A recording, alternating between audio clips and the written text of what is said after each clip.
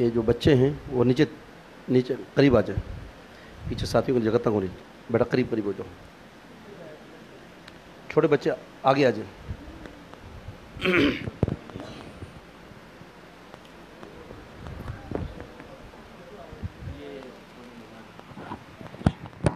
کوئی چھوڑ نہ جائے۔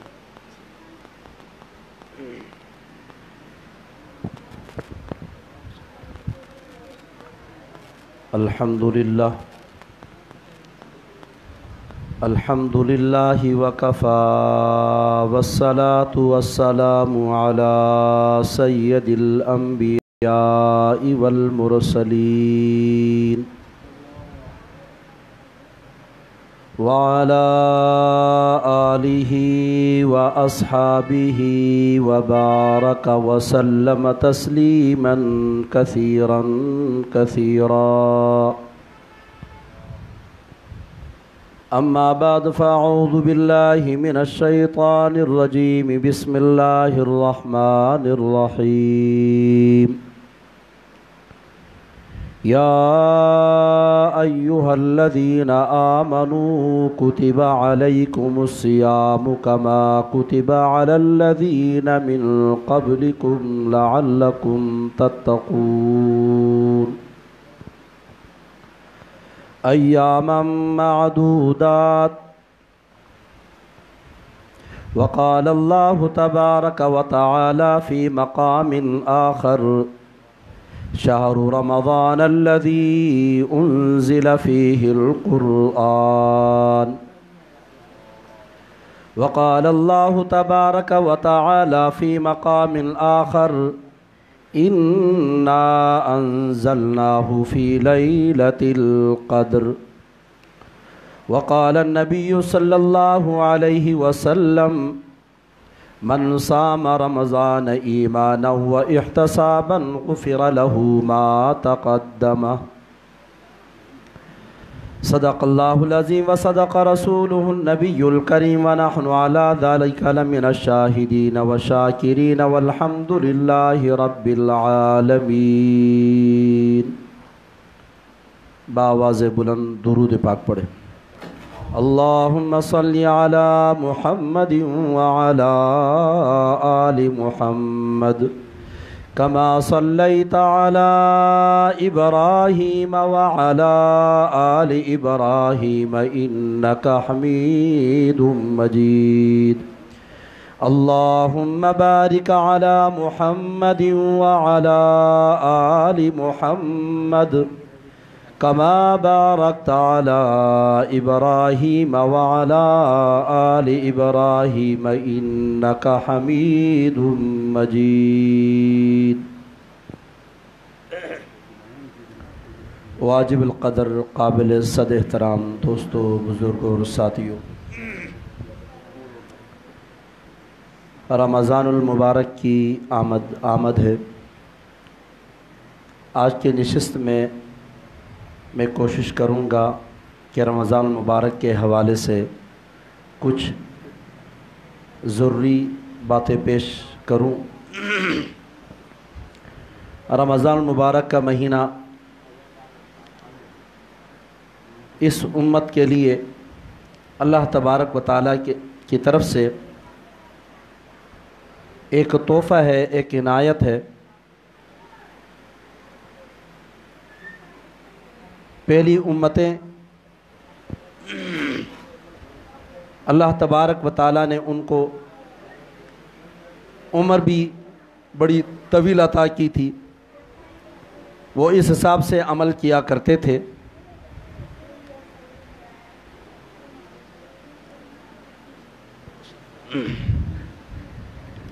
یہ ہماری خوش قسمتی ہے، مولانا منظور یوسف صاحب تشریف لا چکے ہیں۔ السلام علیکم۔ اللہ تبارک و تعالی مولانا کا آنا اپنے بارگاہ میں قبول و منظور فرمائے۔ یہ بہت بڑی سعادت کی بات ہوتی ہے کہ علماء کرام اپنی قیمتی مصروفیات اور اوقات میں سے وقت نکال کر یہاں پر آتے ہیں، یہ آپ لوگوں کی محبت ہے۔ اللہ تبارک و تعالیٰ اس محبت کو قائم و دائم رکھے۔ تو بہرحال میں آپ حضرات کا زیادہ ٹائم نہیں لوں گا، تو میں بات عرض کر رہا تھا کہ اللہ تبارک و تعالیٰ کی طرف سے رمضان مبارک کا مہینہ اس امت کے لیے ایک تحفہ ہے۔ جس طریقے سے اللہ تبارک و تعالیٰ نے دیگر امتوں کو دیگر انعامات دیے اور ساتھ میں ان کے لیے لمبی عمریں عطا کی تھی، حضرت نوح علیہ السلام جس کے بارے میں آتا ہے کہ قرآن پاک میں ذکر ہے 950 سال تو انہوں نے اپنے قوم کو دعوت دی۔ حضرت ابراہیم علیہ السلام کے پاس ایک خاتون آئی، آ کے عرض کرنے لگی، اے اللہ کے نبی، آپ دعا کریں کہ میرے بچے بچپن میں فوت ہوتے ہیں۔ تو حضرت ابراہیم علیہ السلام نے پوچھا، آپ کی بچوں کی عمریں کیا ہوتی ہیں؟ تو خاتون کہنے لگی، کسی کی 200 سال، کسی کی 250 سال۔ اس زمانے میں 200-250 سال کی عمر کے بچے ہوا کرتے تھے۔ فرمایا کہ ایک امت ایسے بھی آنے والی ہے جس کی اوسطاً عمر 60 سے 70 سال کے درمیان میں ہوگی۔ تو اس بڑھیا نے کیا کہا، اگر میری اتنی عمر ہو تو اتنی عمر تو میں سجدے میں گزاروں۔ تو پھر اس امت نے کس طریقے سے اس امت کا مقابلہ کر سکتی ہے؟ اللہ تبارک و تعالیٰ نے اس امت پر خصوصی طور پر شفقت فرمایا اور رمضان مبارک کا مہینہ عطا کر دیا۔ اور رمضان مبارک کا مہینہ عام مہینوں کی طرح نہیں ہے، بلکہ اللہ تبارک و تعالیٰ نے یہ مسلمانوں کے لیے کمانے کا ایک وقت دیا، کمانے کا ایک سیزن دیا۔ جس طریقے سے تاجر تجارت کرتا ہے تو اس کا بھی ایک سیزن ہوتا ہے، وہ بھی کہتا ہے یار یہ سیزن ہے، اس میں جو خوب کمانا ہے۔ تو اسی طریقے سے فرمایا کہ ایمان والوں کے لیے اللہ تبارک و تعالیٰ نے رمضان مبارک کا مہینہ عطا کر دیا۔ ایک تو یہ کہ انسان کا دشمن شیطان کو اللہ تبارک و تعالیٰ نے قید کر دیا، اور اسی طریقے جو جنات، شریر قسم کے جنات کو بھی قید کر دیا جاتا ہے، اور جہنم کے دروازے بند کر دیے جاتے ہیں، جنت کے آٹھوں دروازے کھول دیے جاتے ہیں۔ اور پھر اللہ تبارک و تعالیٰ نے نیک اعمال کا ثواب بھی بڑھا دیا۔ کوئی ایک رکعت فرض پڑتا ہے، اللہ تبارک و تعالیٰ 70 فرضوں کے برابر ثواب عطا فرماتے ہیں۔ کوئی نفل پڑھ لیتا ہے، فرضوں کے برابر ثواب عطا کر دیا جاتا ہے۔ کوئی ذکر کرتا ہے، ذکر کے عمل کو بھی اس کے ثواب کو بڑھا دیا جاتا ہے۔ اور اسی طریقے سے فرمائے کوئی کسی کے لیے افطاری کا بندوبست کرتا ہے۔ افطاری سے ہم یہ سمجھتے ہیں کہ کسی کو پیٹ بھر کر کھانا کھلانا ہو، فرمایا کہ نہیں، بلکہ کسی کو آپ ایک کھجور کے ذریعے سے افطاری کروا سکتے ہو، ایک گلاس پانی کے ذریعے سے افطاری کروا سکتے ہو، ایک گلاس لسی سے افطاری کروا سکتے ہو۔ تو فرمایا کہ اس کا ثواب کتنا ہے؟ اللہ تبارک و تعالیٰ جبریل امین کو حکم کرتے ہیں کہ ختم رمضان تک اس کے لیے دعائیں مغفرت کرتے رہے۔ کتنی بڑی بات! تو یہ مہینہ اللہ نے عطا کر دیا، اور اس میں پھر ایک رات ایسی بھی آتی ہے جس کو لیلۃ القدر کہا جاتا ہے، اور اس میں پھر اللہ تبارک و تعالیٰ اس امت پر خصوصی طور پر شفقت فرماتے ہوئے فرمائے کہ جو اس رات کو یعنی لیلۃ القدر کی رات کو عبادت کرتا ہے تو فرمائے کہ 1000 مہینوں سے اللہ تعالیٰ افضل ثواب عطا فرماتے ہیں۔